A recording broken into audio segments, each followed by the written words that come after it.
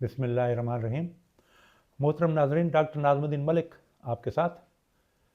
मैं आज आपको बताता हूँ कि दूध पिलाने वाली माओं को ब्रेस्ट फीडिंग के दौरान कौन सी दवाएं मना हैं।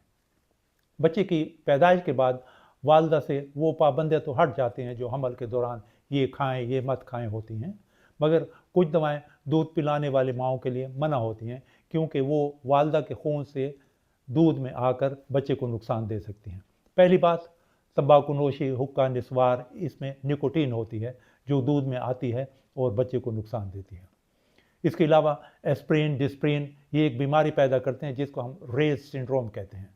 बच्चे में उस बीमारी में गनूदगी आती है, दिमाग और जिगर बच्चे का मुतासर होता है। दर्द के लिए कुछ ओपियाइड्स जैसे मार्फिन है, कोडीन है, ये दी जाती हैं, वो भी ना लें, वो गनूदगी लाते हैं बच्चे में और दिमाग को मुतासर करती हैं।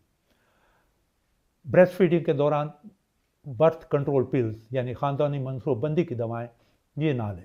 आईयूडी बेहतर चॉइस है। ब्लड प्रेशर की दवाओं में बीटा ब्लॉकर्स मना होते हैं, मसलन बाइसेप्रोलाल जैसे कॉन्कार है, ये ना लें, ये बच्चे को नुकसान दे सकती हैं। डिप्रेशन और ज़हनी सुकून की दवाएं लेते हुए एहतियात करें, निस्बतन सेफ दवाएं ले सकते हैं, मसलन पैरोक्सिटीन है या सल्ट्रोजीन है, ज़ोलाफ्ट वगैरह ये ले सकते हैं। इसके अलावा आखिर में मिर्गी की दवाएं लेते हुए एहतियात करें, अगर ज़रूरी हो तो कम डोज में लें। नाज़रीन, मेरी दुआ है कि अल्लाह ताला आप सबको, हम सबको हमेशा सेहतमंद रखें।